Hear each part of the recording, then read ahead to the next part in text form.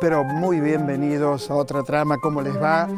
Y si hay un escritor que admiramos en todo sentido, ha sido y es por supuesto que es Juan José Saer. Comenzó el miércoles el año Juan José Saer, ¿en dónde? En Cerodino, que es el pueblo natal de Saer. Es cierto que uno puede caer en una exageración, es probable, pero yo diría que después de Jorge Luis Borges, la gran prosa en nuestra lengua es la de Juan José Saer. Lo entrevisté varias veces, compartí con él algunos encuentros sociales que fueron muy divertidos, recuerdo uno especialmente en la casa de Nicolás Sarquís, y cuando murió fue una pena inmensa, porque Saer era de esos escritores que en lo cotidiano nunca decía que era un escritor. Nunca hablaba de su literatura, salvo que uno lo llevara a hablar de eso. Bueno, vamos a poner al aire dentro de unos minutos, porque antes hay muchas cosas, vamos a poner al aire un fragmento de una entrevista que le hicimos a Juan José Saer, por supuesto, en la televisión pública. También está con nosotros en el Teatro Cervantes, pero está con nosotros Alejandro Aguada, amigo, realmente amigo, excelente actor, y va a hablar de Un hombre equivocado, que tiene que ver con un tema que es la corrupción de un hombre, o la supuesta corrupción de un hombre que encuentra que sus principios valen más que el bienestar de su hija y de sus vecinos. Esa sería una manera de verla, la obra de Tito Cosa. La otra forma sería pensar que un acto de corrupción, por mínimo que sea, nos lleva a muchos otros actos de corrupción. Como toda obra es ambigua, como toda obra podemos pensarla de distintos lugares, de distintos puntos de vista, podemos imaginarlas. Hablamos en instantes con Alejandro Aguada, por supuesto, aquí en Otra Trama. Y una película que quiero abrir el programa con esa película y contarles también que está Noemí Goldman por Mariano Moreno. Estupenda biografía de Mariano Moreno, es muy bueno mostrar libros en cámara. Aprendí muchísimo y vamos a conversar de qué significó y qué significa a lo mejor Mariano Moreno o las ideas de Mariano Moreno. También está el elenco de Las Paredes, una obra de Griselda Gambaro que me pareció siempre estupenda y ahora está en una muy nueva versión. Una película, pero realmente fascinante por muchos motivos. La helada negra, qué ambigua, ¿no? Cuánto hay que pensar allí. Una protagonista importante en la película, un grupo que aparentemente es un grupo muy cerrado, aparentemente, el lugar Crespo presente. Vamos a hablar también de esa película. Pero antes, Julieta, de Pedro Almodóvar. Una película que uno podría decir, si estuviera en un bar, diría, no parece Pedro Almodóvar. Es como ver Interiores de Woody Allen, que es distinta a todas las películas de Woody Allen. Sin embargo, está Rosy de Palma, por supuesto, Adrián Ugarte, Emma Suárez, las dos hacen de Julieta. Y en la primera parte de la película, la protagonista está leyendo un libro que yo conozco mucho, cuyo título es La tragedia griega de Alvin Lesky. Y la película es una tragedia. Ahí está Grandinetti, trabajando otra vez con Almodóvar, recordemos Hable con ella, Átame, Tacones lejanos, Mujeres al borde de un ataque de nervios. Estamos hablando de un gran cineasta. Y una película distinta, en mi opinión, a todas las que hizo Almodóvar. Totalmente distinta. Una tragedia. Una madre, una hija y no se puede contar lo que pasa, pero sí podemos decir que la cámara de Almodóvar descubre el dolor y la subjetividad de estos personajes. Es una película que quiero recomendar.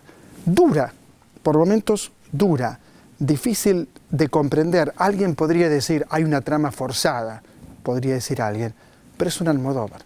Es un Almodóvar con gran talento.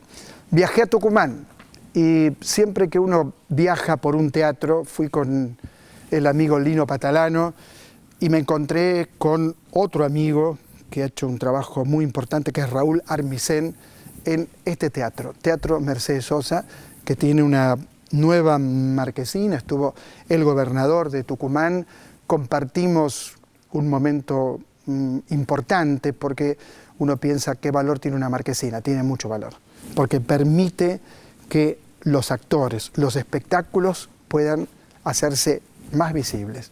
Y siempre en la Argentina que hablamos de un teatro, siempre eso nos llena de enorme satisfacción. Bien por Raúl Armisen, el director, fue muy grato estar en Tucumán y ver lo que hicieron. Dicho todo esto, vamos a tener el gusto de encontrarnos. Antes de encontrarnos con Alejandro Aguada, nos vamos a encontrar nada menos, unos minutos, pero fíjese lo que dice, escuche lo que dice, detenga lo que está haciendo y escuche lo que dice ese hombre extraordinario. Yo estoy con bigote, flaco, siglo V antes de Cristo, más o menos, no importa. Lo importante nunca es el periodista, siempre es el entrevistado. Escuche a Juan José Saer, le pido por favor, son unos minutos, escúchelo. Yo creo que muchas de nuestras actitudes humanas, morales, sexuales, políticas, afectivas, las hemos aprendido en los libros. Los libros las han repertoriado por nosotros.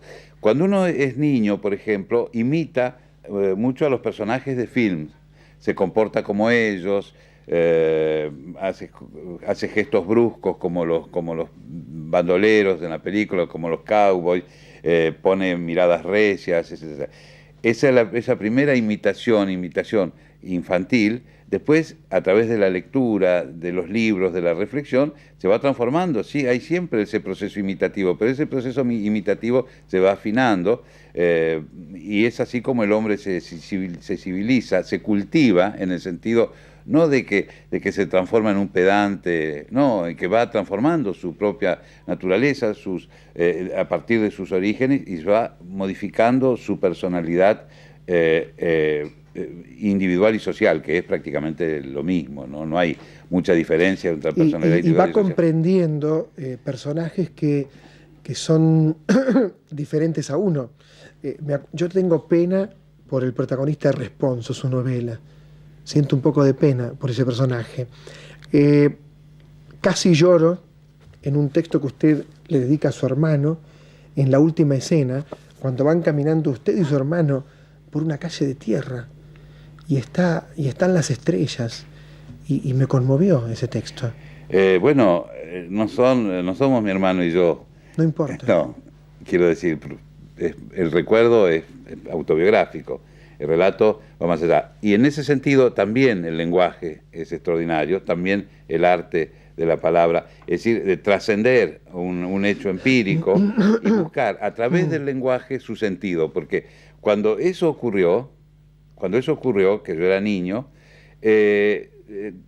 yo tenía las sensaciones, los sentimientos, las emociones, pero no tenía el sentido de ellas. Y el sentido viene a través del análisis, de la lectura, de la capacidad de reflexión, de integrar nuevos elementos, nuevos vectores para la reflexión, para pensar el mundo, las cosas, nuestra vida. En definitiva, todo esto es para pensar nuestra vida, cada uno de los instantes que vamos viviendo y que nos van llevando, yo siempre lo digo, como jugando a la muerte, ¿no? Y la lectura es un instrumento extraordinario para eso, el conocimiento, la cultura. Es por eso que hay que hacer todo lo posible para que esto llegue a la mayor cantidad posible, para que todos seamos iguales ante la cultura, ¿no? Que no haya Así que lo debemos ser ante la ley, lo debemos ser ante digamos, la dignidad, lo debemos ser ante el trabajo, ante la educación, etcétera, etcétera. Pero también ante la cultura, ¿no? Y porque es muy importante. Yo vengo de una familia de inmigrantes, es decir, mis padres, mi madre vino muy pequeña, entonces ella hablaba mejor. Mi padre hablaba bien el castellano, pero su lengua, la lengua materna de mis padres no era el castellano. Entonces yo, ¿cómo podríamos decir? Encontré mi territorio en este idioma, que yo me apropié de este idioma, que no era el de mis antepasados, y lo hice un poco, me apropié un poco también para ellos, de algún modo. Realmente, a mí me gusta muchísimo la literatura francesa, pero mucho, mucho. Pero el hecho de escribir en francés me es totalmente indiferente. Totalmente indiferente. Pero es su lengua también. Es mi lengua, pero no es la lengua. En esa lengua no se juega para mí nada esencial. Fíjese cuando dijo iguales ante la cultura. Hay una idea, muchas veces elitista. Hay gente que cree que los libros, el cine, el teatro no les pertenecen, que no pueden ingresar a ese mundo. Fíjense con qué claridad, con qué precisión lo dijo Juan José Saer.